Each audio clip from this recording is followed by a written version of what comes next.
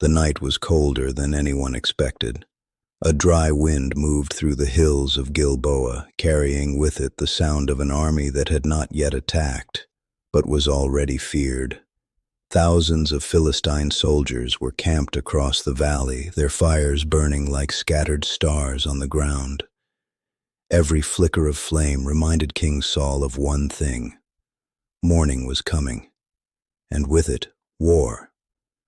But the most terrifying part was not the enemy. It was the silence. There had been a time when Saul could seek guidance and receive it. Dreams would come, prophets would speak. The presence of God felt near, but now, nothing. No voice, no sign, no answer. He had prayed, he had waited, he had begged, and heaven had remained silent. Fear is different when you are a king. You cannot show it. You cannot run. An entire nation watches your face, searching for confidence. But inside Saul, something was breaking. He could feel it in the way his thoughts raced at night, in the way sleep refused to come, in the way his hands trembled when no one was looking. He knew what people were whispering. They said God had left him, and in his heart, he feared they were right. So that night, Saul made a decision so desperate that even thinking about it once would have been unthinkable in earlier years. But desperation changes the boundaries of what a man believes he will never do. "Find me a woman who speaks to the dead," he said quietly to his servants. They hesitated. Saul himself had once driven such people out of the land. Mediums, spirit callers, necromancers. They were forbidden. The law was clear. Anyone who practiced such things was to be removed. But now the king himself was asking for one. "There is a woman in Endor," one servant finally said. Saul nodded slowly. "Prepare for the journey." He removed his royal garments. No crown, no armor bearing the marks of a king. He dressed like an ordinary man and covered himself so that no one would recognize him. Only 2 men went with him, and they traveled in darkness, moving silently across the hills. Every step toward Endor felt heavier than the last, because Saul knew what he was doing. He was crossing a line he once swore never to cross. When they reached the woman's house, it was deep in the night. A single lamp burned inside, faint and trembling. Saul knocked. The woman opened the door carefully, suspicion already in her eyes. People did not travel at this hour unless they were hiding from something. "I need you to bring up a spirit," Saul said. The woman froze. Fear crossed her face instantly. "You know what Saul has done," she said. "He has cut off the mediums and spiritists from the land. Why are you setting a trap for me?" Saul raised his hand and swore an oath that no harm would come to her. Reluctantly, she agreed. "Who do you want me to bring up?" she asked, and Saul said a name that had once been spoken with reverence throughout Israel. "Bring up Samuel." The room grew very still. Samuel had been the prophet, the one who anointed Saul king, the one who spoke with authority that made even rulers tremble. But Samuel was dead, buried, gone. The woman began her ritual. At first, nothing happened. Then suddenly, she screamed. Not the controlled voice of someone performing a routine act. This was a scream of pure terror, the kind that comes from seeing something that was never meant to be seen. She turned toward Saul, her face pale, eyes wide with shock. "Why have you deceived me?" she cried. "You are Saul." Somehow in that moment she knew. Whether it was the presence before her or the fear that filled the air, she realized the man standing in her house was the king himself. "Do not be afraid," Saul said quickly. "What do you see?" The woman's voice shook. "I see a spirit rising out of the earth." "What does he look like?"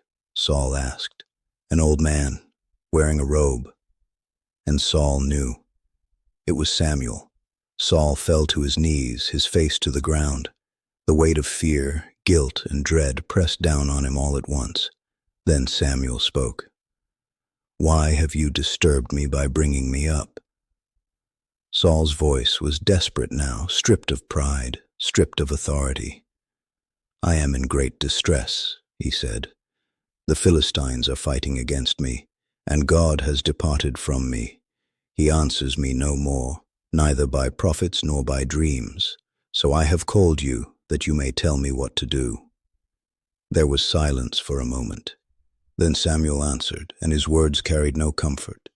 "Why do you ask me, since the Lord has departed from you and become your enemy?" Every word struck like a hammer. "The Lord has done what he said he would do. The kingdom has been torn from your hand and given to another, to David, because you did not obey, because you did not carry out his command. This is why this has happened." Saul's breathing grew heavy, but the worst was still coming. "Tomorrow," Samuel said, his voice steady and final, "you and your sons will be with me. The Lord will deliver Israel into the hands of the Philistines.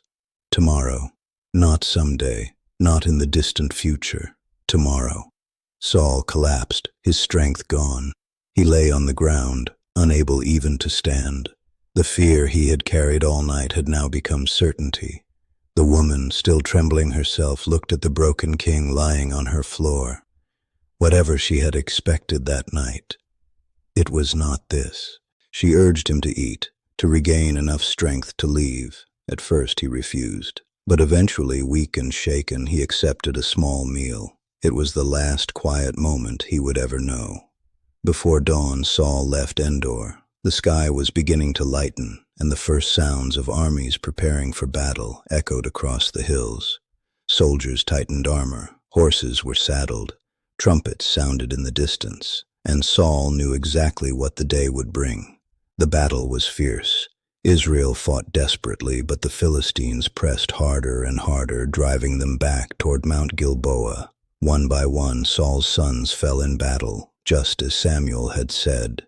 Then the archers found Saul, wounded, bleeding, and knowing capture would mean humiliation and torture. Saul made his final decision. He fell on his own sword, and just like that, the first king of Israel was gone. The prophecy had been fulfilled in less than 24 hours. But the most haunting part of the story is not the battle, or the death, or even the prophecy. It is the silence that came before it all. Because Saul was not destroyed in a single night. He was destroyed slowly, quietly, over time. The moment he began drifting away, the moment he stopped listening, the moment pride replaced obedience. By the time he walked into the house at Endor, the end had already begun. And that is what makes this story linger in the mind long after it is told. Not the supernatural moment, not the battle, but the question it leaves behind. How far can a person drift before they realize they are already lost?